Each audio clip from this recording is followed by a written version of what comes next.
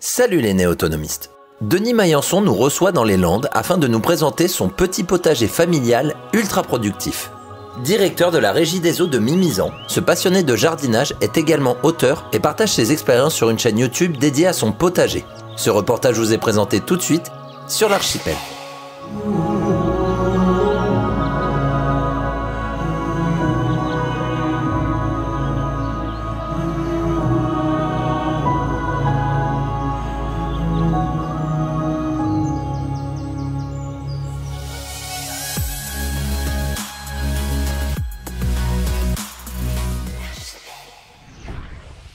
Salut Denis. Bonjour.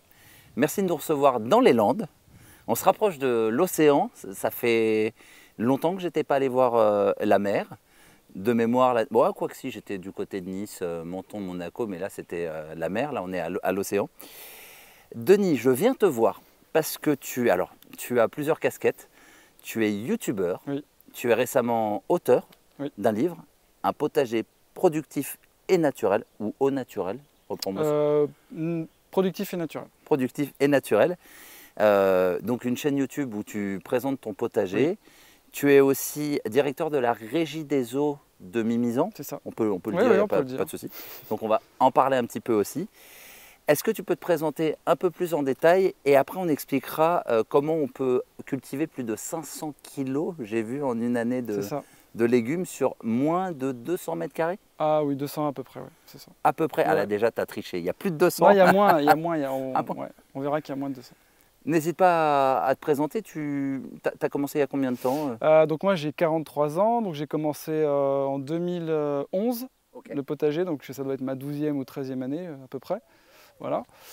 J'ai démarré sur vraiment une petite surface, donc j'ai démarré sur 20 mètres carrés. Et en fait, chaque année, j'ai doublé, on va dire, donc j'ai fait 20, 50, 100, 150, etc. Et puis donc j'ai appris de mes expériences et maintenant je suis à un peu moins de 200 mètres carrés. Un peu moins de 200 mètres carrés. Dis-moi, comme ça on va rassurer les personnes, parce que pour moi 13 ans ça me paraît énorme. Je te disais déjà avant que le potager et tout, c'est totalement pas mon truc. J'ai essayé, j'ai perdu beaucoup de choses. Est-ce que tu peux nous dire, on va se mettre à la cool, est-ce que tu peux nous expliquer les pires bêtises que tu as eues Ah ouais, il y en a beaucoup. Il y en a beaucoup que je décris d'ailleurs dans le livre. Alors déjà, par rapport aux arbres, j'ai eu pas mal d'écueils par rapport aux arbres fruitiers. Donc j'ai planté des arbres à racines nues. Il ne faut surtout pas faire ça dans les Landes, parce qu'en fait c'est très sableux. Donc ça prend très très mal. Donc là j'ai perdu déjà beaucoup d'arbres au démarrage. Donc après j'ai appris qu'il fallait plutôt planter en pot. Voilà, donc ça c'était c'est la première fois que j'entends ça. Premier écueil. Après, un des gros écueils, c'était au début, donc je m'étais lancé en mode un peu permaculture. Je m'étais dit, bon, je vais tout planter comme ça, un peu à l'arrache, et puis on va voir ce qui va se passer. Et puis j'avais mis du compost, un peu carrément du compost au pied des plantes. Puis ça a tout repoussé en fait. Donc j'ai eu des potirons, des courges de partout. Puis j'ai attrapé la maladie en fait sur les tomates et puis ça a tout pourri mon potager. Le mildiou peut se transférer par exemple sur d'autres... Ah oui, après donc les courgettes, etc. Donc en fait j'étais trop en mode jungle. Et là on va voir maintenant c'est plutôt une jungle modérée et calculée. On ne se rend pas compte mais tu vas voir qu'il y a beaucoup de travail derrière en fait. Après, il y a eu des écueils sur les semis, beaucoup d'écueils sur les semis. Au début, on ne s'est pas planté, on n'a pas les bonnes techniques pour faire les semis. Donc maintenant, j'ai vraiment des techniques et du matériel que j'utilise au quotidien. Maintenant, là, voilà, je fais tous mes plans. Je sais que je suis à 100% de réussite à peu près sur les semis. Mais au démarrage, j'étais peut-être à 50%. J'arrosais trop, j'arrosais pas assez, j'avais pas le bon terreau, etc. Voilà, tout ça, tu nous le présenteras? Oui. Ah, voilà. Génial. Dis-moi, quand je t'ai dit que je venais, comment tu vois la chose? Tu veux qu'on détaille chaque étape? Tu veux qu'on commence de la graine jusqu'à quand tu ramasses? Je suis ton... Comme tu le sens, on peut voir un petit peu ce qu'il y a aujourd'hui. Je peux t'expliquer la serre aussi, comment je fonctionne. Quelles sont mes techniques? Parce qu'en fait, j'utilise des techniques particulières en fait, que j'ai développées au cours des années pour justement arriver à être productif sur cette petite surface et passer le moins de temps possible. Parce qu'aujourd'hui, c'est un temps J'ai une vie normale à côté, j'ai un travail, etc. J'ai un enfant.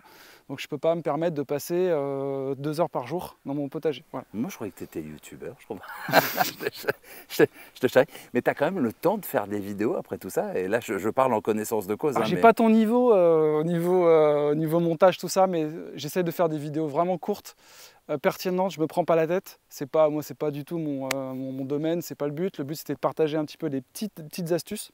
Voilà. Donc je prends le temps. Et après, je passe beaucoup de temps dans mon jardin, mais rien que pour le plaisir. Voilà. Donc ça sera peut-être l'objet d'un deuxième livre. S'il y a un éditeur qui m'écoute, voilà, je suis à la recherche d'un éditeur. En fait, où là, j'explique le bonheur que le potager procure.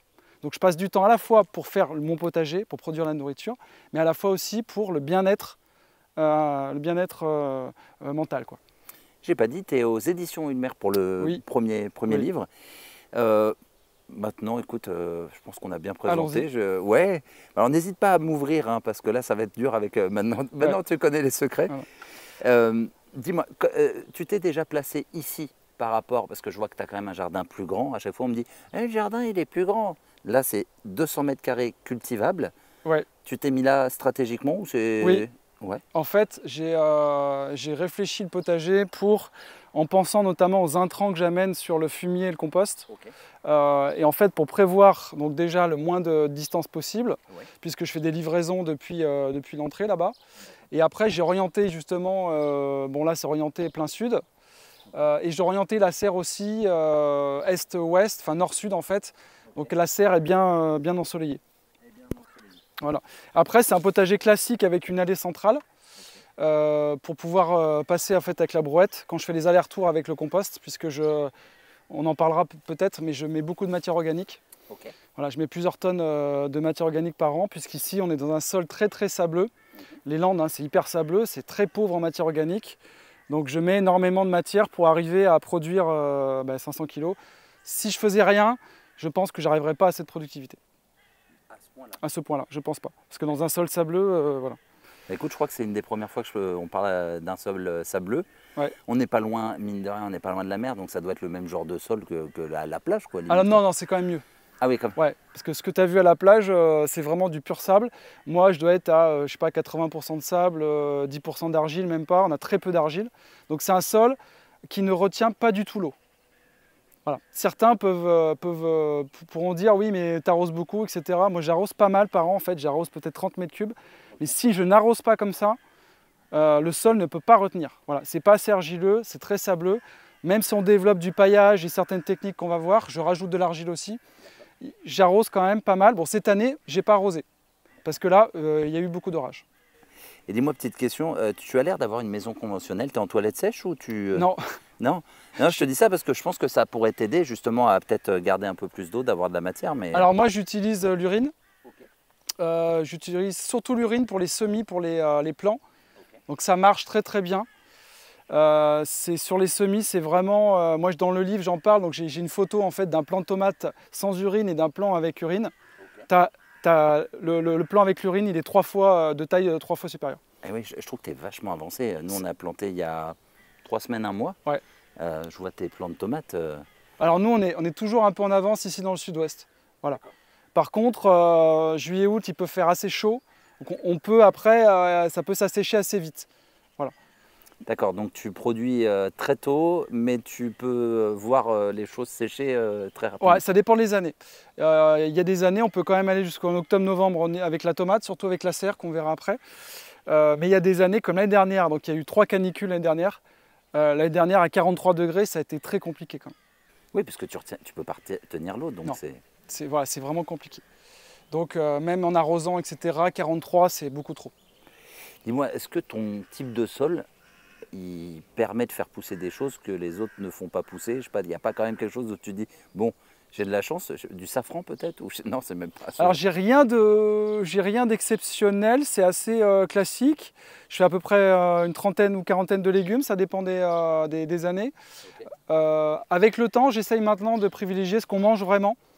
Parce qu'un des écueils aussi du débutant, c'est de dire, bah tiens, je vais planter plein de trucs. Je vais planter 20 choux. Sauf qu'après, quand tu as 20 choux à manger, c'est compliqué, quoi. Donc maintenant, j'essaye, voilà, je m'oriente vraiment sur ce qu'on mange. Tu peux nous parler de la pluviométrie que vous avez dans les Landes? Enfin, surtout sur la côte. Ouais. Alors moi, en plus dans le cadre de mon travail, j'ai des pluviomètres, donc on est vraiment assez précis au niveau de la pluvio. Nous, ça varie entre 600 et 1000-1200 mm. C'est énorme, enfin 1200 c'est énorme. Ouais. Cette année, on est bien parti, je pense, pour une bonne pluvio. D'ailleurs, c'est vrai que comme tu dis, on voit l'avancement des plants. C'est grâce à ça en fait. Il y a eu beaucoup d'orages et il a fait très très beau derrière. Donc ça, c'est top pour le potager. C'est impressionnant. Tu sais que d'être au milieu, là je le dis aux personnes qui te suivraient sur YouTube, ça rend pas pareil en vidéo. Je suis d'accord. Là, c'est une jungle. Ouais, c'est carrément la jungle. Alors, ce qui est marrant, c'est qu'on pense comme ça, quand on arrive et qu'on regarde, on se dit c'est le bazar. C'est un beau bazar. Ouais, mais en fait c'est vraiment, il y a beaucoup de travail en amont, notamment avec l'utilisation des bâches. Donc on peut en parler si. Ouais, vas-y, mais excuse-moi, sur la pluviométrie, peut-être que tu voulais Ah oui, je suis en passé dire un un peu petit. vite sur. Non, non, monsieur Mo, tu verras. Alors, je pense que tout le monde commence à connaître le bibi. Je pars aussi dans tous les sens, mais n'hésite pas surtout sur la pluviométrie. Et après, on part sur les méthodes pour. Ouais. Alors la pluvio, donc très variable. Donc du coup moi par rapport à l'arrosage, donc j'ai une cuve d'eau là-bas où je récupère l'eau de la serre. J'ai deux cuves de 400 litres où je récupère l'eau de la serre qui me sert principalement au semis. Donc cette année, j'en ai une des deux qui est à 3/4, donc ça c'est plutôt bien parce que les années précédentes, elles étaient déjà vides les deux. Après, j'ai une cuve qui récupère l'eau de ma maison, où là je fais des transferts quand je suis motivé avec l'arrosoir, quand je suis pas trop fatigué. Et après, j'ai l'eau du réseau. J'ai un point d'eau du réseau. Pour l'instant, je ne l'ai pas utilisé. Voilà, donc je l'utilise vraiment. Comment? Oui, c'est bon. Ouais. Cette année, dans les Landes, ça va. Et je l'utilise vraiment quand j'ai besoin et quand je vois que les plants, j'arrose à la demande en fait. J'arrose pas systématiquement tous les jours. Et tu es sur je crois qu'on appelle ça un compteur vert, si tu utilises l'eau que pour le potager. Alors nous, on n'a pas de compteur vert. Ah, vous l'avez pas ici? Non, on n'a pas. C'est pour ça que je me permets de poser la question. On l'a pas. Est-ce que vous avez des problèmes? Vous avez eu des. Est-ce que toi, en plus, si tu as fait des relevés de pluviométrie, ça m'intéresse quand même pas mal ce sujet. Tu as constaté des changements depuis. Ça fait combien de temps déjà que tu relèves, toi, à titre perso? Oh, ça fait bien 5-6 ans. En fait, ce qu'on voit sur les courbes, moi je les trace toutes les années, c'est des cycles. C'est-à-dire qu'on voit vraiment entre 500 et 1200, c'est des cycles. Il n'y a pas de logique. On ne voit pas que ça chute depuis 5 ans, toutes les années, régulièrement. Pas du tout. Ça fait des cycles. Donc c'est compliqué de tirer des conclusions, quoi. Ouais, mais c'est intéressant comme retour parce que c'est vrai que moi je pensais que chaque année on nous. Et ce qui est très intéressant aussi, c'est que par exemple, j'en ai un qui est situé à une commune à 5 km. Tu as 200 mm d'écart. Alors que c'est à 5 km. Et notamment sur Mimizan, tu as des orages, des fois tu as des orages sur la plage. Et là ici, on est un peu à côté, il n'y a pas d'orage. C'est très très localisé. Donc on voit que la pluvio peut vraiment varier à 5 km, mais d'une manière importante. Oui, donc ça dépend où est la station aussi qui capte la pluviométrie. Ok, bah écoute, j'aime beaucoup ce genre de retour. Bah maintenant, Feu, je te laisse dérouler pour nous expliquer un petit peu. Okay. Tu voulais commencer sur les bâches? Ouais, alors donc expliquer un peu la technique que je développais du coup depuis quelques années. Donc au début, je désherbais beaucoup et j'utilisais du paillage. Mais en fait ici, on est à côté d'un lac et même avec 10 cm de paillage, ça pousse. Donc je passais mon temps à désherber. Donc du coup, j'ai décidé d'utiliser des bâches. Donc c'est des bâches qui font 130 grammes par mètre carré. D'accord, ça c'est quoi comme nom? C'est des bâches Bâches spéciales professionnelles, maraîchage professionnel. Voilà, elles sont assez épaisses, elles sont assez durables. Là, ça fait déjà quelques années que je les ai. Je les entrepose après l'hiver dans mon garage, voilà, pour les faire durer. Ouais. Okay.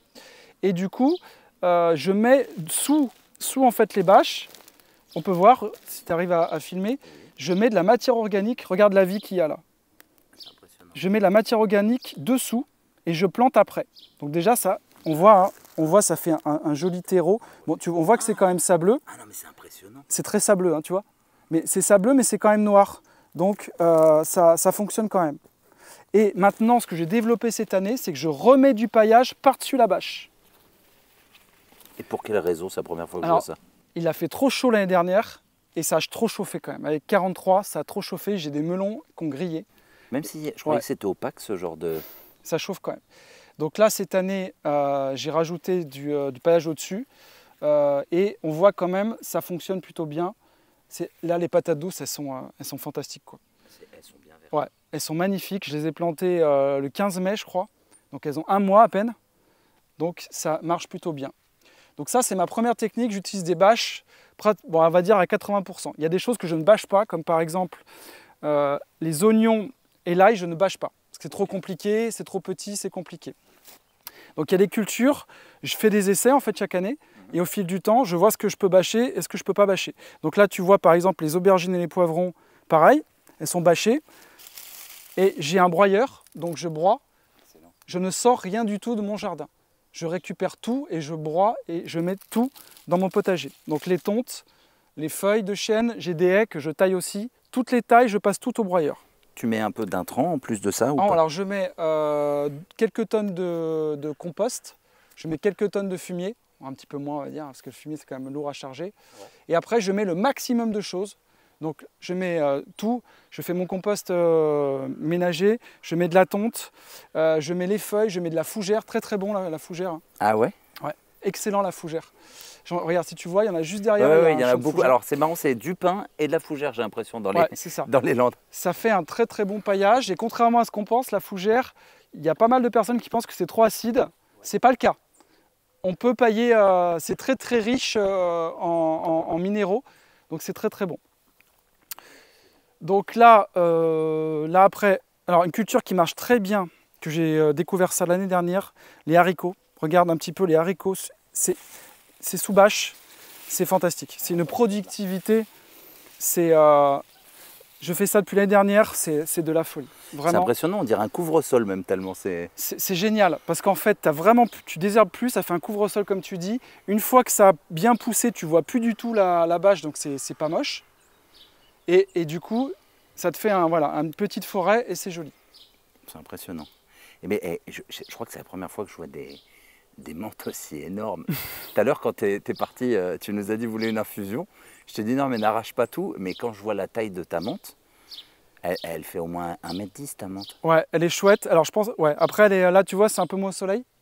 Elle doit monter un petit peu. Mais l'avantage, c'est que du coup, la menthe, ça n'aime pas trop le plein soleil non plus. Ah. Donc du coup, c'est plutôt pas mal. Et tu vois, là, alors ça aussi, ce qui est dingue, c'est qu'un seul arbre là. C'est une sorte de groseillier. Il est gigantesque. C'est un seul? Ouais, c'est un seul arbre. Rien que celui-là. Voilà. Ouais. Donc là, j'ai tout ce qui est, j'ai disposé en fait le moins au soleil tout ce qui est framboise, cassis. Donc là, c'est mes fruits rouges au fond.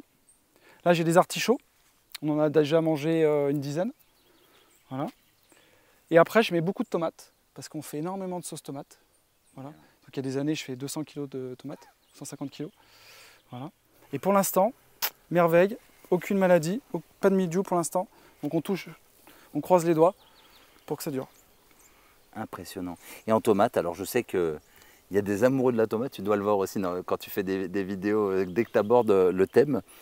Tu fais quoi comme variété de tomates? Alors j'essaye pas mal de choses, donc j'ai des variétés que je récolte, alors je fais mes graines aussi. On filmera après, ouais, si tu veux. Ouais. Et donc je fais par exemple de la rose de Berne, je fais de la noire de Crimée, les variétés anciennes que je récupère d'année en année. Et après j'essaye aussi, des semences F1. Donc, le mâle? Ouais, le mâle, hein, le diable. Mais juste pour te montrer un petit peu quand même. Parce qu'il y a pas mal de gens qui critiquent les semences F1, mais juste te montrer un truc. Mais c'est dur de les reproduire, non après les... Alors je ne les reproduis pas. Et oui, c'est peut-être pour ça que... Mais quand on voit là le nombre de grappes qu'il y a sur ce pied-là, donc ça c'est du F1. C'est quoi comme variété ça? Alors celle-ci. Alors c'est une Ars F1, je mets une petite étiquette comme ça pour les reconnaître. Ouais. Et on voit que c'est beaucoup plus productif, il n'y a pas photo. C'est beaucoup plus productif, c'est sûr qu'on peut pas les reproduire d'année en année, mais je fais un peu de tout. Donc je fais une quinzaine de variétés, des F1 j'en fais une ou deux que je teste chaque année. Et après le reste, je garde de la tomate variété ancienne, quoi. C'est vrai que ces tomates-là, c'est ce qu'on voit dès qu'on arrive là du potager. C'est le truc qu'on voit vraiment en premier. Hein. Elles sont énormes. Mais cette année, elles sont, l'orage là, les orages, c'est vraiment top. Et est-ce que tu constates par exemple qu'elles demanderaient plus d'eau que les... Les F1, tu veux dire? Ouais. Est-ce qu'elles demandent plus d'eau? Ouais. Non, franchement, ça, c'est dur à voir. Ce que je vois, par contre, j'ai l'impression qu'il y a certaines espèces qui sont assez sensibles au mildiou, notamment la noire de Crimée, tu vois. Je sens que c'est une tomate qui est assez fragile quand même. C'est assez difficile de cultiver la noire de Crimée. Voilà. Donc je fais un peu de tout. L'idée de faire aussi 10 ou 15 espèces, c'est que tu as toujours des tomates qui s'en sortent mieux que les autres. Et du coup, tu récupères les graines d'année en année. Et dis-moi, est-ce que tu fais partie de la team où tu enfonces très profondément les pieds de tomates pour que ça s'enracine? Ouais. Ouais aussi. Ouais. Et une autre question, l'arrosage plutôt matin, plutôt soir, tu peux nous il vaut mieux quand même. Enfin, moi je pense qu'il vaut mieux faire le matin. Hein, il y a quand même moins de soucis la nuit. Alors moi j'ai eu des écueils que tu me demandais tout à l'heure, j'y pense maintenant, hein, donc je réagis.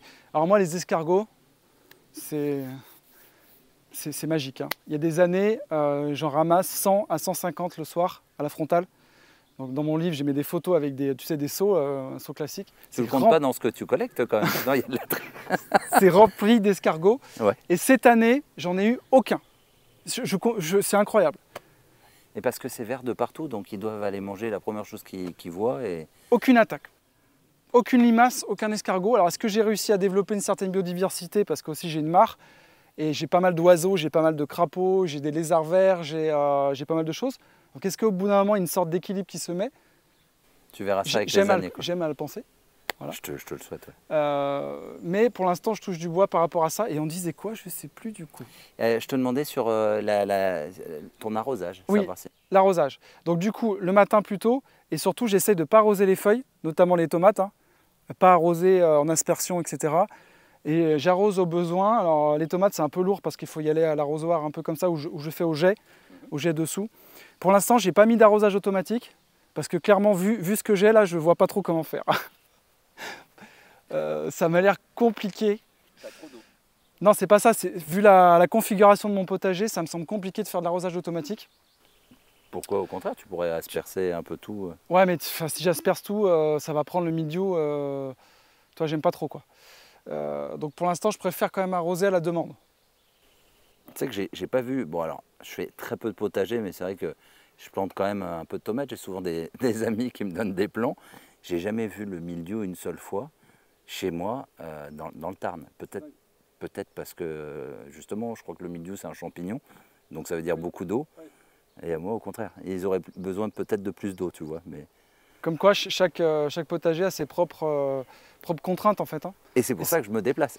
C'est pour avoir les contraintes et les... Et ça, c'est super important comme message en fait à ceux qui font du jardin. C'est il y a plein de livres, il y a plein de vidéos, il y a plein de gens qui font des vidéos. Moi-même, je fais des vidéos. Mais n'écoutez pas forcément les gens à 100% et faites votre propre expérience. Écoutez Denis quand même. Oui, non, voilà. Mais c'est très important d'écouter son sol, d'observer. Voilà, la phase d'observation, et vous ferez des erreurs, c'est obligatoire. Mais n'allez pas reproduire bêtement quelque chose qu'on voit sur YouTube, parce que le sol n'est pas forcément... Un sol argileux, par exemple, c'est pas du tout la même contrainte. Justement, dans les écueils, tu regardais des youtubeurs et tu essayais de reproduire en disant mais chez lui ça marche. Ouais, bon, j'en ai fait des erreurs, mais j'en ai fait des dizaines et des dizaines. Faut que je réussisse à m'en rappeler comme ça. Non, on balance pas de nom, et qu'on se fasse pas des ennemis quand même. Non, mais c'est sûr que voilà, des erreurs, on en fait tous. Puis au bout d'un moment, on en fait de moins en moins. Ce qui est important, c'est pas de reproduire les erreurs surtout. Et puis voilà, au bout de 10 ans, 10-15 ans, normalement, on fait quand même moins d'erreurs. Alors en fait, j'utilise tu peux voir là, des planches en bois. Donc ça, j'ai longuement réfléchi à ça. Alors ça, c'est encore une question, quelque chose que j'ai en réflexion. Parce qu'en fait, l'idée, c'est de faire tenir les bâches. Donc les bâches, elles sont standardisées à 1 mètre de large. Et l'idée, c'est de les faire tenir avec les planches sur le côté. Et ça fait aussi les allées. Ah, oui. Et l'idée, c'est d'avoir ici maximum 80 cm pour pouvoir récolter des deux côtés sur la planche. Oui, sans avoir à aller trop loin. Voilà, c'est un peu ce que fait, je ne sais pas si tu connais Monsieur Fortier, tu sais. Jean-Martin Jean-Martin, oui. Voilà. J'ai lu pas mal de bouquins aussi sur le maraîchage professionnel. J'ai essayé de m'inspirer un petit peu de ça et d'avoir un système qui soit aussi pratique pour récolter. Tu vois, quand on disait surtout on ne reproduisait pas, je pense que par rapport à son lieu, je crois qu'il cultive sur 1 hectare de mémoire. Ouais, je crois que c'est ça. Ouais. Là où il habite, tu dois voir, mais ça doit être aux antipodes, la manière de produire entre chez lui et chez toi, par exemple. Ouais, lui, puis de toute façon, le climat, c'est pas du tout le même. Oui. Il y a des choses qu'il ne fait pas. Je pense que la patate douce, par exemple... Je suis sûr, on serait étonné. On serait étonné. Peut-être, mais voilà. Donc, ouais, il y a tout un système de séparation de planches, même si maintenant, c'est un peu la jungle. Donc là, alors, par exemple, les tomates cerises, bon là, je ne sais pas trop comment je vais gérer. Voilà, là, tu vois, tu as bientôt la première petite tomate qui est en train de, tu vois, de changer un peu de couleur. Là, tu vois, là, un petit peu. Dans une semaine ou 10 jours, on mange les premières tomates cerises. Voilà. Mais tu as commencé quand à les semis, par exemple? Alors, moi, les semis, je les commence en février-mars. Ah oui. Alors, les tomates, je les sème, par contre, le 15 mars. Alors, j'ai des dates très précises maintenant.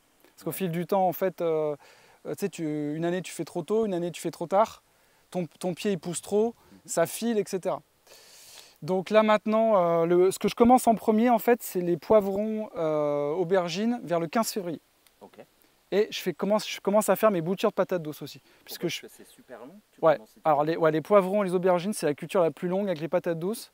Ça s'échelonne entre février et fin octobre-novembre.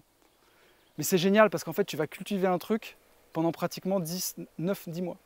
Tu t'attaches presque. Non, mais franchement, on peut en parler parce que moi, c'est un sujet qui me... Il y a un vrai attachement, notamment aux arbres, il y a un vrai attachement. Voilà. Je vois que tu as des arbres, on en parlera plus tard parce que sinon je pars aussi dans tous les sens. Je t'accompagne pour la... On va aller vers la serre. Ouais, pour la partie des... Donc là, l'idée aussi, c'est d'avoir partout, je ne sais pas si tu as vu, il y a des raisins de partout sur toutes les clôtures et de tout couvrir, voilà, de tout maximiser au niveau de la verticalité. Voilà. Et ça fait aussi de l'ombre, c'est vachement bien la vigne, ça fait de l'ombre derrière pour les framboisiers qui sont derrière. Okay. Parce qu'en fait, là, on est plein sud. Et là, derrière, voilà, tu as une haie comme ça de raisins. Et derrière, tu as les fruits rouges. Là où je pointe, on est plein sud. Là, tu es plein sud, ouais. Okay. Se fasse une idée. Donc, c'est quand on rentre plein sud. Ouais, c'est ça. Okay. Donc, la serre, elle est orientée, en fait. Elle a du soleil toute la journée, puisque le soleil se lève ici à l'est, se couche à l'ouest. Enfin, sauf là, il y a un grand pin, mais on va dire que 80% du temps, elle est... Mais le problème, c'est que ça tape trop. Donc du coup, cette année, j'ai investi dans cette petite bâche qui marche très très bien. C'est une bâche occultante qui laisse passer 50%, on va dire, de la luminosité. Et tu le ressens sur les températures? Ah oui. Ah, direct? Ah oui. Sinon, ça ne tient pas. C'est pas possible. Il fait 40-45 dans la serre, tout va cramer. Donc là, ça aujourd'hui, c'est indispensable sur une serre en verre. Hein. Ok, ça s'appelle comment? Excuse-moi, ce genre, c'est bâche occultante? Ouais. Aucune idée. Ça vient de loin, d'un pays que tu vois où ça vient. Voilà. Non mais c'est... Bon écoute, en commentaire, que les personnes n'hésitent pas à nous dire parce que c'est le genre de choses... Alors ça coûte pas très cher. Hein. Ah oui, voilà, ça vient de loin. 10 balles, 15 balles. Et en fait, il y a des accroches et je les ai juste accrochées. Je l'ai accroché en fait, il y a beaucoup de vent ici, donc je l'ai quand même accroché. Donc là, c'est une serre de 7 mètres carrés.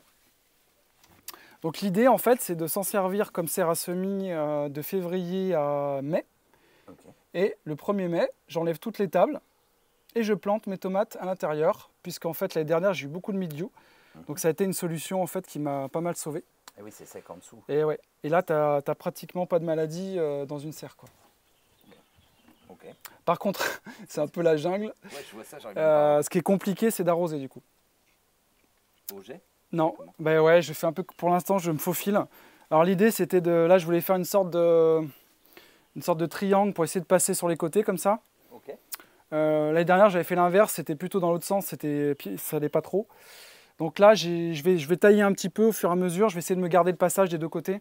Et j'arrose le moins possible. Là, j'ai pas trop arrosé, hein. Depuis que je les ai plantés, j'ai arrosé 3 fois, je crois, 3-4 fois.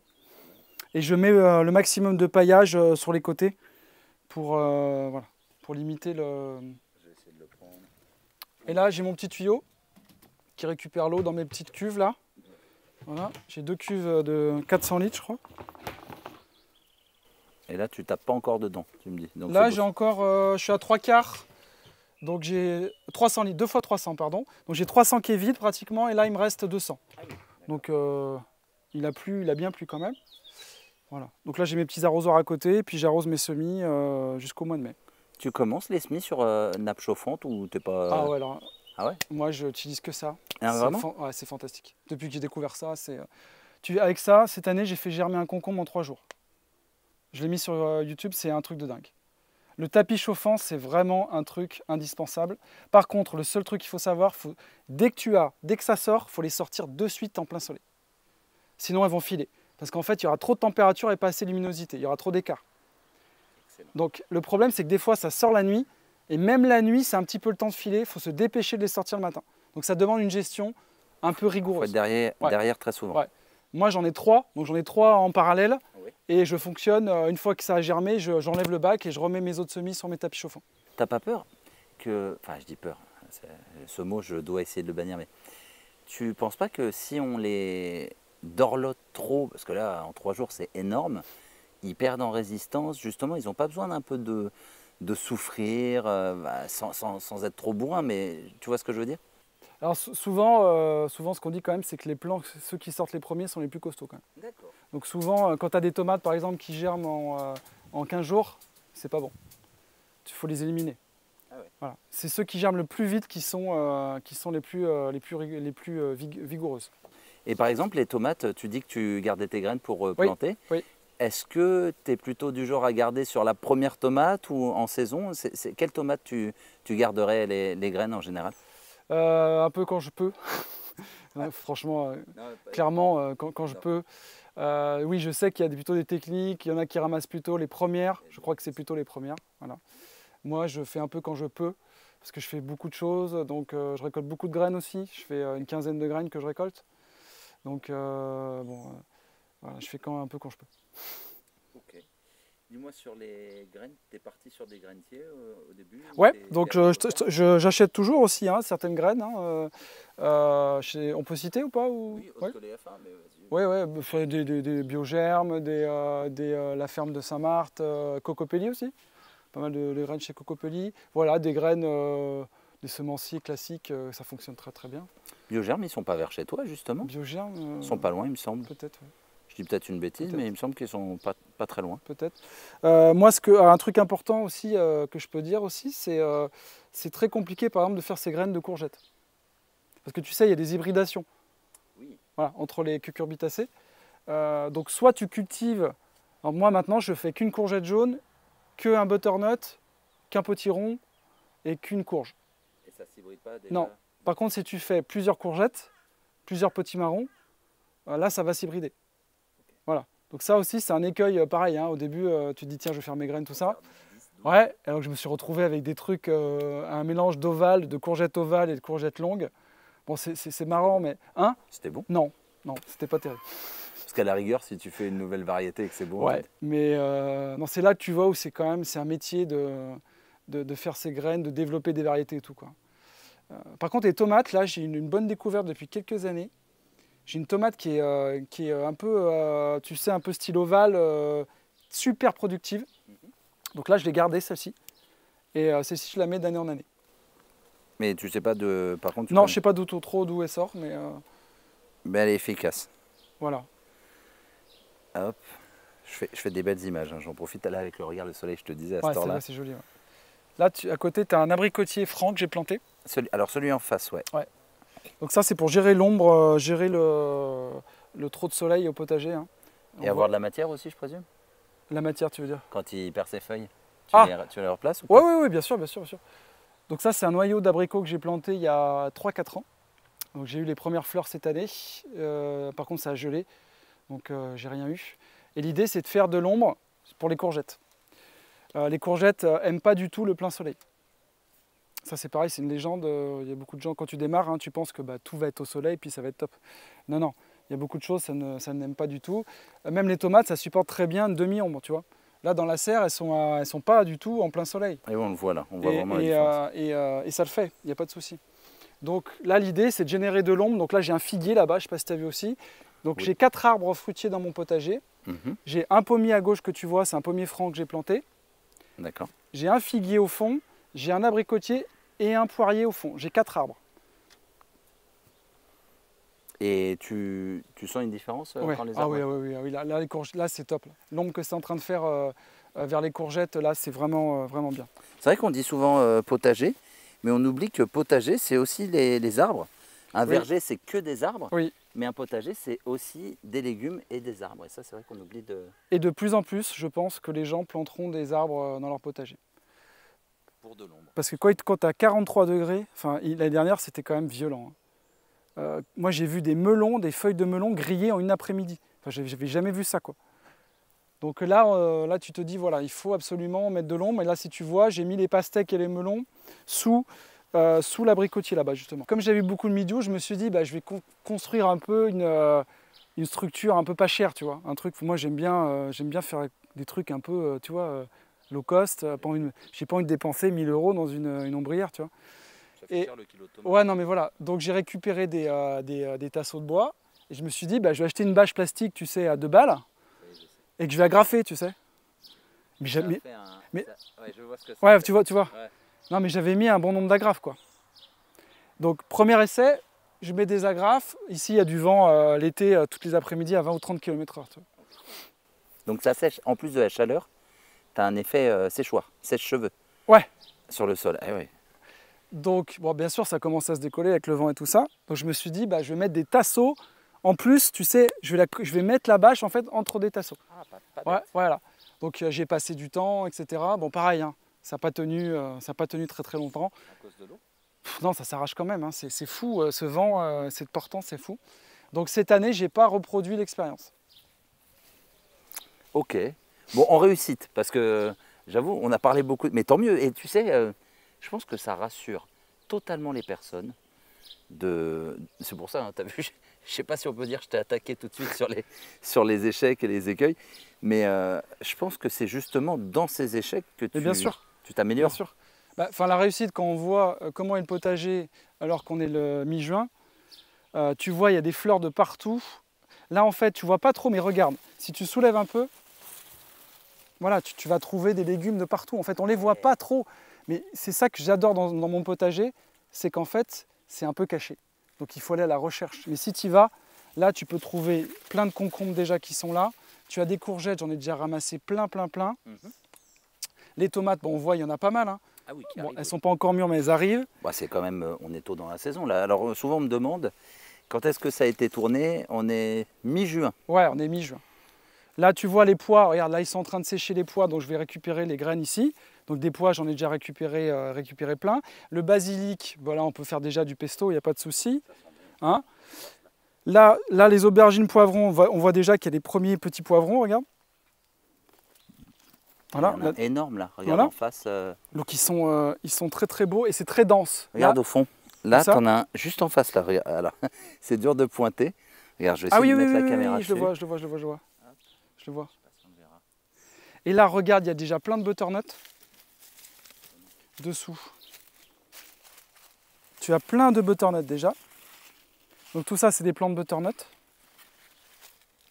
Les haricots, on a vu tout à l'heure, il y en a déjà plein. Des courgettes, je peux déjà en ramasser. Les carottes, j'en mange déjà plein. Tu peux nous expliquer pourquoi il y a autant de vignes ici? Alors, par rapport... Parce que je sais, tu m'en avais parlé juste avant. Ouais, Mais alors en vrai fait, le terrain, donc quand je suis arrivé, c'était un particulier qui avait des vignes en fait sauvages landaises, qui faisait du vin, tu sais, landais non autorisé. Tu sais, le vin qui... Ah, tu sais pas? Non, celui qui rend fou? Ouais, celui qui rend fou. Et en fait, la vigne ici pousse naturellement.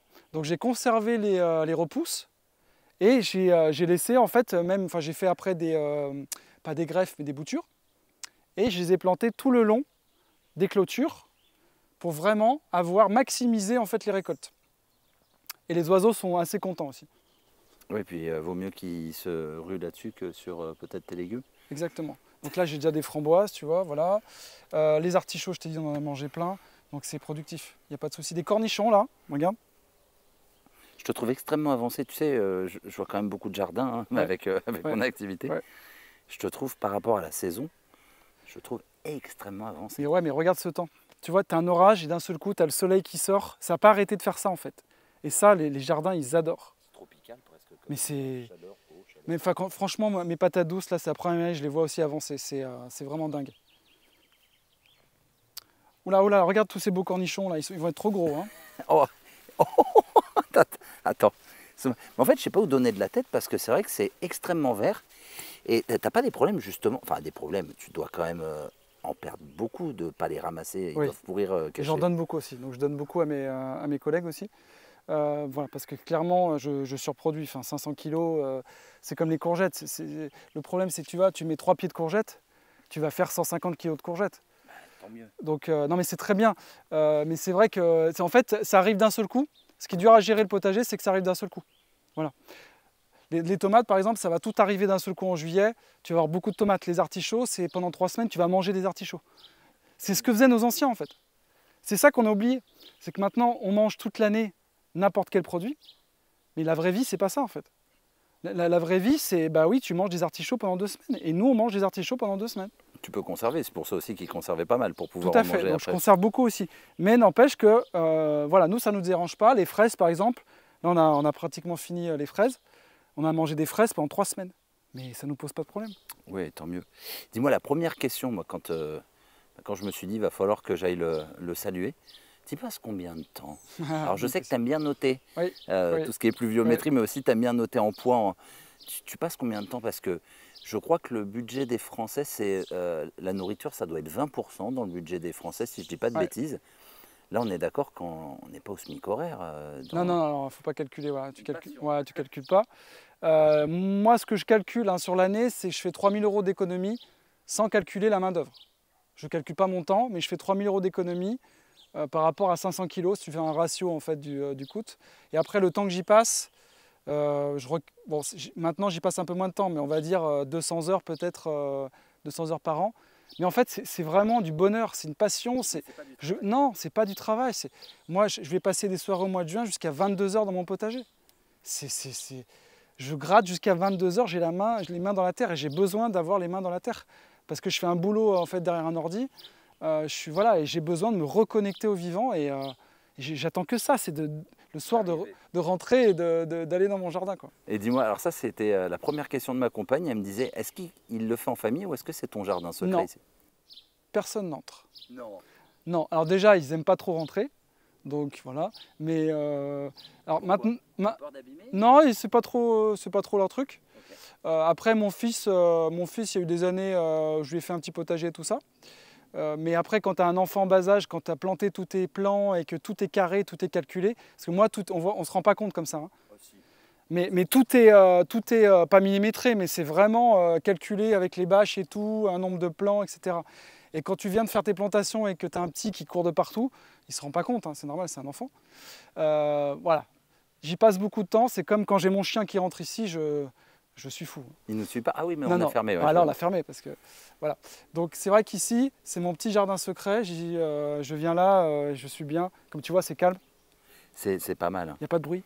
C'est pas mal parce que tu sais, quand tu m'as dit Mimizan, je t'avais dit, j'y suis allé il y a 15 ans. J'ai pas vu le même Mimizan. Bon, là, on est peut-être hors saison aussi, mais. Voilà. Ah non, c'est top. Top. Ouais, c'est pas mal. C'est top. Et dis-moi, une autre question, parce que on parlait d'argent, on parlait de coûts. Est-ce que derrière tout ça, il y a eu aussi, côté de retrouver le goût, c'est évident, mais la santé, des choses comme ça? Parce que, alors, je veux pas non plus qu'on rentre dans des sujets. Par rapport à l'alimentation, tu veux dire? Ouais, par l'alimentation. Bien Est-ce sûr, que c'est quelque chose qui te. Bien sûr, bien sûr. Ma femme est une très très bonne cuisinière, excellente. Et c'est vrai que du coup, moi, je produis et ma femme cuisine. C'est un bon, on empêche, c'est un bon travail d'équipe. C'est top. Et quand tu vois la qualité des produits que tu sors, voilà, moi les betteraves, je les mange crues comme ça. En fait, tu sais, tu les épluches avec l'économe et je les mange comme ça. Et comme les pois gourmands, c'est pareil. Les pois gourmands, mais il faut les manger crus. C'est trop trop bon. Et tout est d'une qualité, en fait. Les tomates, les artichauts, un artichaut fait maison, une carotte du jardin, c'est un truc de fou. Voilà, tu vois vraiment la différence. Même un citronnier, tu vois, j'ai un citronnier. Je ne sais pas si tu as déjà mangé un citronnier. Oui, t'en as des citronniers d'ailleurs. Oui, puis les agrumes, j'ai eu la chance d'en manger chez les plus grands parmi les plus grands collectionneurs de France. Voilà. Donc c'est dur de retourner sur du commerce. C'est un truc de fou. Oui. Un citron vert que tu cueilles et que tu manges, c'est un truc de... Ah, ça n'a rien à voir. Puis tu veux faire un cocktail avec un vrai citron vert. Parce que j'en avais un citron de Tahiti. C'est le citrus, je ne sais même plus le nom, m'en voulez pas. Mais tu fais un mojito avec la menthe du jardin et le citron. Mais c'est... Bon, le mojito, ça sera après. Ah, ce sera avec la menthe du jardin, ouais, ça c'est voilà.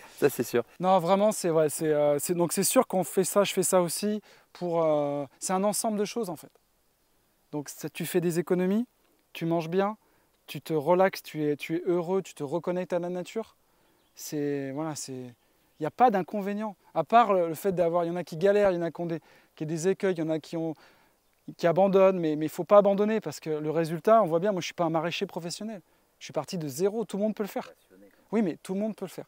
Voilà. Et dis-moi, quand tu as commencé, tu m'as dit sur 20 mètres carrés, dès les premières années, tu as eu quand même des résultats ou Ouais. Alors souvent, quand tu plantes la première année, en plus le sol est bien. parce qu'il n'a pas été trop utilisé, ça se passe bien. C'est plutôt la deuxième année que ça se passe moins bien. C'est que la deuxième... On en perd beaucoup après. Mais c'est surtout que tu n'as pas enchéri ton sol, tu n'as pas enrichi ton sol la deuxième année. Donc la deuxième année, en fait, tu as une chute de rendement. Et toi, tu fais quoi justement pour chaque année il soit... Donc moi, je mets tout le temps de la matière organique. Ah, c'est les fameuses... Je n'arrête pas. Le temps que je passe le plus, c'est peut-être faire des allers-retours à la brouette et apporter de la matière organique. Ça, c'est vraiment une grosse partie des 200 heures. Tu dis que tu donnes à des amis, pour que les personnes aient une idée, une famille de combien pourrait se nourrir sur 200 mètres carrés environ? Après, c'est toujours pareil, quoi. Enfin, sur une bonne année, hein, on va dire, pas sur l'année dernière où il y a eu une sécheresse, mais... Alors, l'année dernière, par exemple, on n'a rien acheté en légumes entre juin et octobre. Voilà. Après, on fait des choix. Comme par exemple, là, tu ne peux pas avoir d'aubergines maintenant. C'est trop tard ou... C'est pas possible, c'est trop tôt. C'est-à-dire que les aubergines qui sortent aujourd'hui ici, elles sont soit en serre, mais vraiment, je ne sais pas comment ils font, enfin, c'est des serres chauffées. Ou... Moi, en extérieur, je ne peux pas faire d'aubergines avant 15 juillet, quoi. Okay. Voilà. Donc après, c'est des choix aussi en fait, d'alimentation, où en fait, tu vas préparer les repas en fonction de ce que tu récoltes. Ah, ça, c'est chouette, n'empêche. Voilà. Et après, je te cache pas qu'aussi j'achète des aubergines et des poivrons des fois. Non. Voilà, je suis pas. Ah, t'as gâché la vidéo là. Non, mais à un moment donné, il faut dire la vérité aussi. Et voilà, j'essaie d'être le plus autonome possible. Ouais. Je suis déjà très content de produire 500 kilos. Et puis voilà, ce que je peux pas faire, eh ben, je peux pas le faire. Ne dis pas que tu achètes des fraises en hiver quand même. Non, ça par contre, non, ça c'est hors de question que j'achète des fraises. Les tomates l'hiver, c'est hors de question. Ça, c'est clair. Alors déjà, les tomates, j'en mange pratiquement pas en resto ou quoi parce qu'elles n'ont pas de goût. C'est pas possible. Quand tu as mangé une tomate salade mozza, nous, c'est tous les jours mozza, basilic ou bufala, tu sais. Oui, c'est la vraie... C'est très bon, ça. Ah oui, c'est excellent. Voilà. Ah bah. Et quand tu manges un melon, une pastèque du jardin, ça n'a pas de prix. Et dis-moi, alors, tu m'as dit que tu avais commencé sur 20 mètres carrés, mais c'était au hasard ou est-ce que tu as eu, je sais pas, des grands-parents qui t'ont un peu... Alors mes parents faisaient un petit peu le jardin. Okay. Quand j'étais petit, je m'intéressais, ou ado, je ne m'intéressais pas du tout à ça. Et en fait, j'ai fait des études dans l'environnement. Donc très tôt, j'ai voulu faire dans l'environnement en fait. Donc très tôt, j'ai aimé la nature. Moi, quand j'étais petit, je me souviens vraiment, j'observais les insectes avec une loupe. Toi aussi, tu as dû peut-être le faire.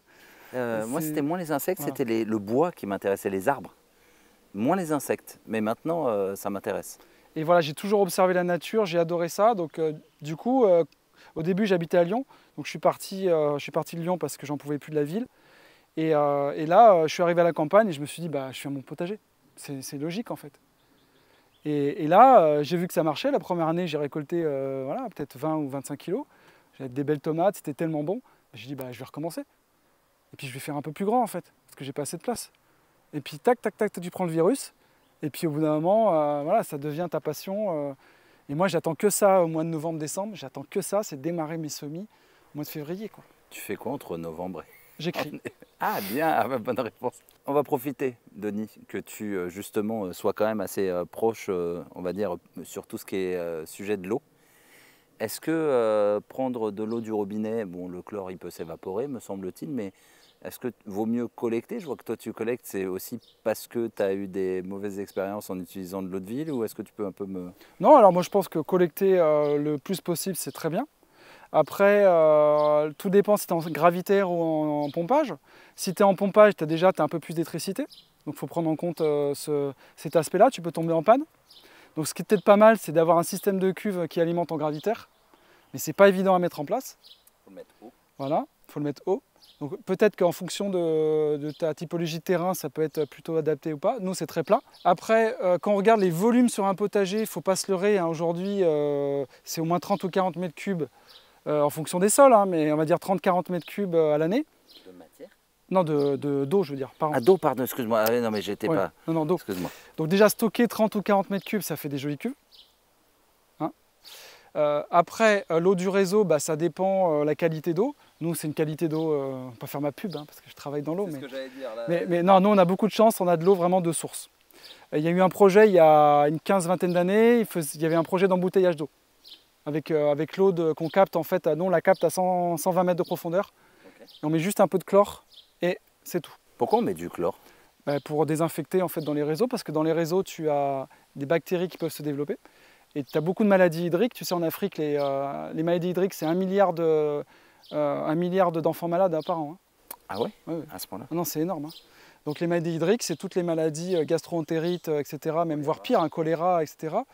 Donc c'est des bactéries en fait. Hein. Et dans les réseaux, tu peux avoir des développements de bactéries au fil du temps. Parce qu'en fait, il y a un temps de transit jusqu'à ton robinet, du château d'eau jusqu'à toi. Si tu habites à 4 ou 5 km, ça peut être une semaine. Donc là, la réglementation impose en fait de chlorer un petit peu. Nos réseaux d'eau, ils sont vieux en France. Je te lance un peu, Non, j'en mais profite c'est parce que c'est super tellement rare. intéressant. Mais C'est super intéressant. toi qui mets... Bon, après, j'ai pas envie que tu aies de problème non plus avec ta commune, mais je veux Non, dire, non, nous on n'aura pas de problème parce que bon, moi je suis assez dans l'environnement, donc avec mon service, on est à fond pour développer tout ça. Et donc la moyenne, tu sais, on parle souvent des rendements de réseau. ouais, Tu as entendu ouais, parler? ouais. Voilà. La moyenne en France, c'est 80%. Ça veut dire que 20% d'eau est perdue dans les réseaux. Par contre, elle retourne dans la nappe, hein, mais elle est pompée. Ça veut dire qu'il y a une dépense énergétique.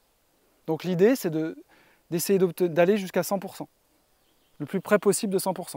Et toi, tu dis, vous êtes à Bon, nous, cette année, on a 86,7 à peu près. Ça doit être énorme. C'est déjà très très bien. Il faut mettre en place de la recherche de fuite après, active. Voilà. Parce qu'un réseau, naturellement, tu as des trous qui se forment et tu as des gens qui font des travaux à des tractopelles et qui font des trous et qui percent. D'accord. Voilà. C'est super intéressant.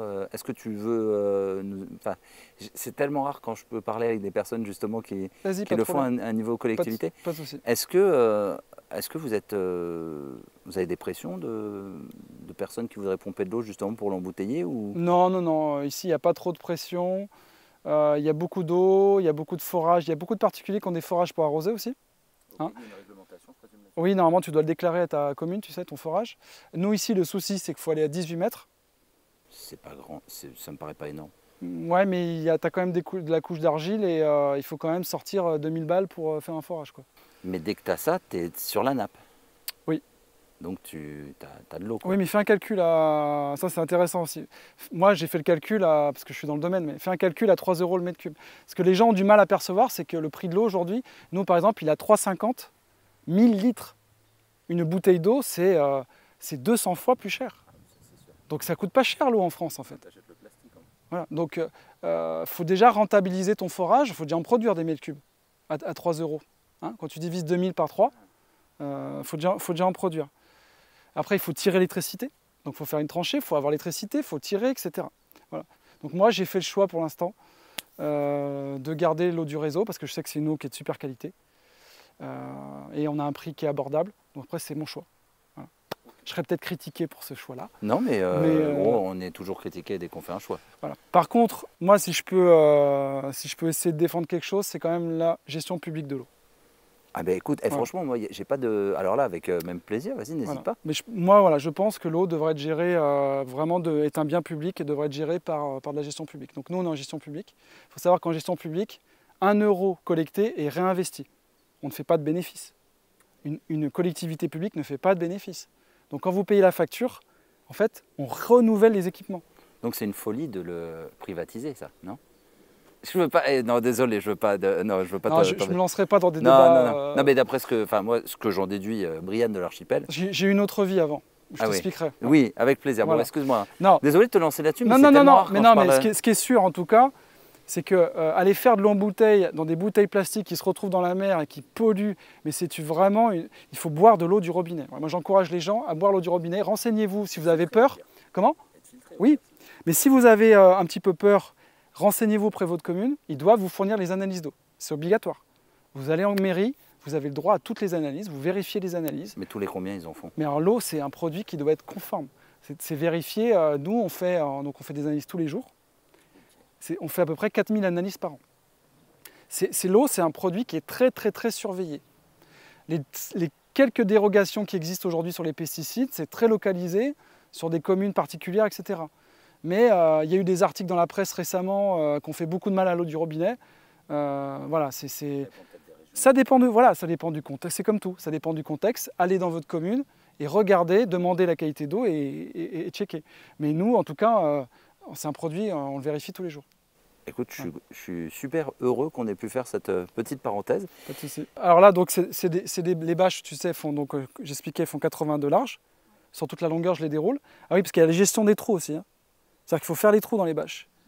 C'est-à-dire que là, j'ai quand même 150 mètres carrés de bâches à gérer, parce que je les déplie, je les range, je les replie, je replante, et je les ressors. Ça, c'est compris dans les 200 heures Ouais. que tu es... Ok. Voilà. Et en fait, les trous ne sont pas le même diamètre, et il faut que je place les choses. Et en plus, on n'en a pas parlé, je fais des rotations de culture.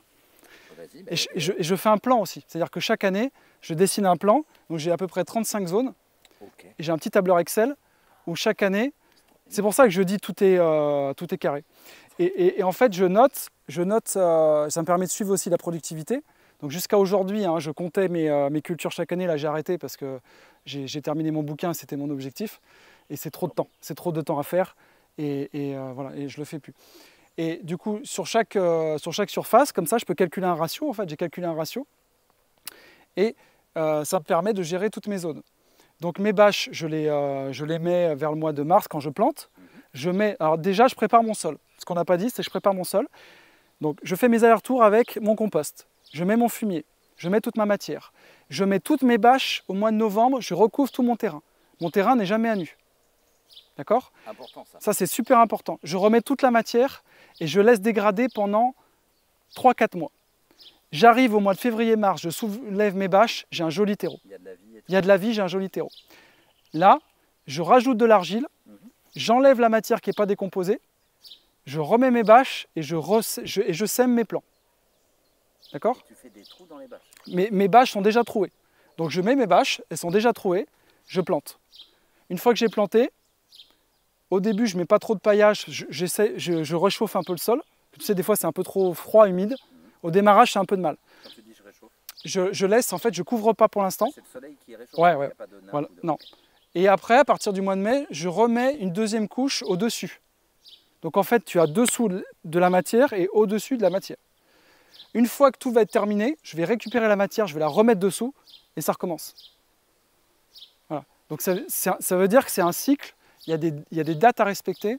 J'ai tout un programme que j'ai dans la tête maintenant.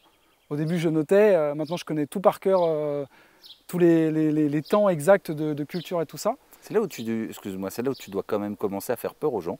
Parce qu'on dit que c'est accessible le potager. Je trouve que tu as quand même, là on sent limite, tu as fait des études d'ingé, je présume, on dirait que... Oui, oui, oui. Après, tu regardes un maraîcher professionnel, c'est pareil. Je veux dire, le mec, il se dit, ah bah tiens, je vais jeter des graines. Et puis je reviendrai dans 3 mois. Le mec, il va rien produire.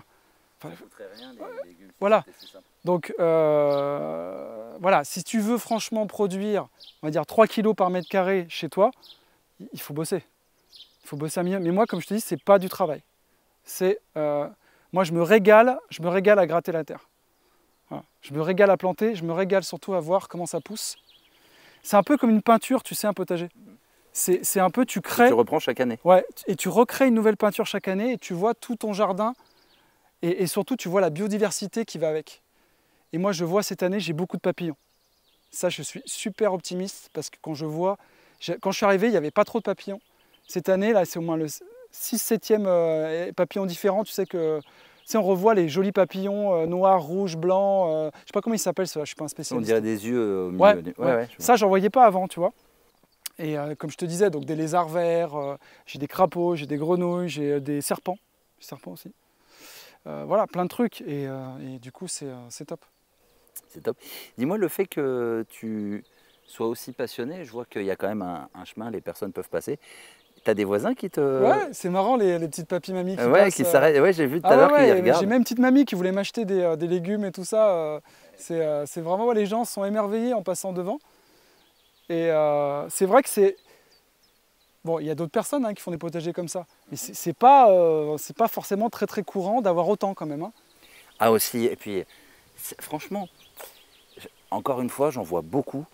C'est vraiment, on dirait que tu as bossé pour l'armée, quoi. Ouais, c'est ça. Moi, j'aime pas ça. Tu sais, les potagers des papys, ils avaient 1000-1500 mètres carrés.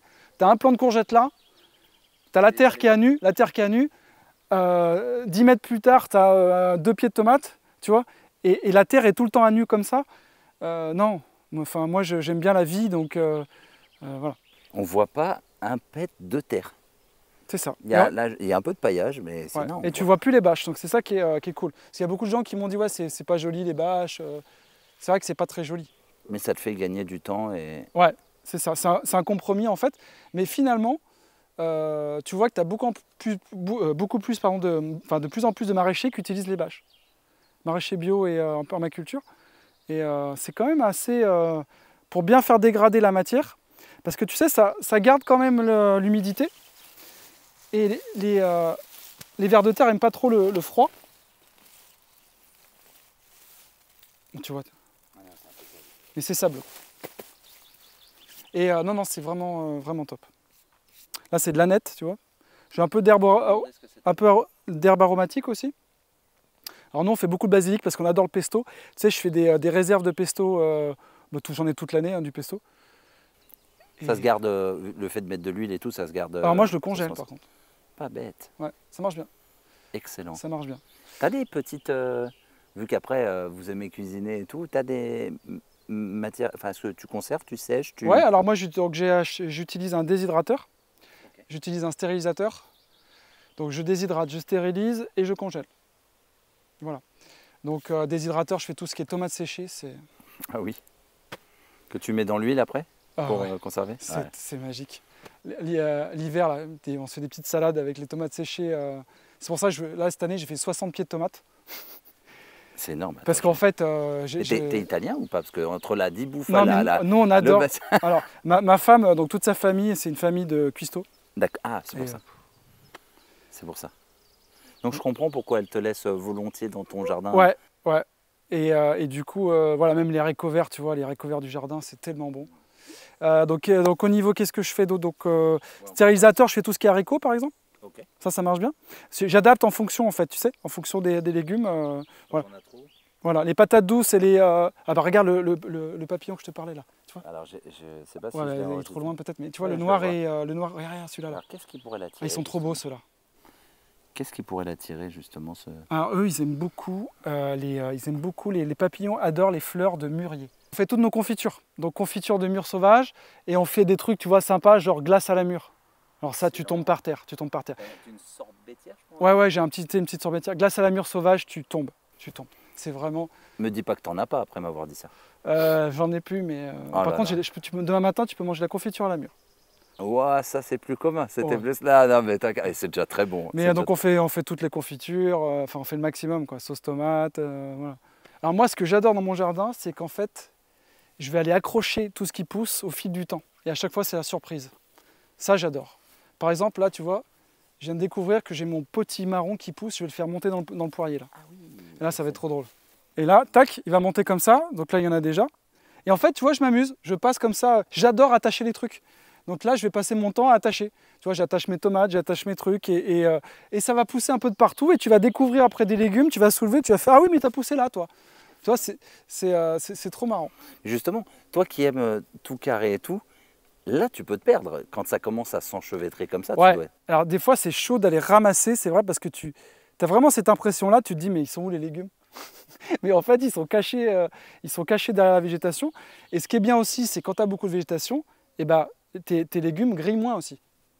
Parce que je sais pas si tu as déjà eu, toi, mais des tomates qui brûlent. Ah, moi, elles ont séché sur pied. Ah bah ça fait des tomates séchées direct. Ouais, c'est pratique. Mine de rien. C'est vrai. Partir avec des courgettes, Brian, parce que j'ai trop de courgettes, là, je m'en sors pas.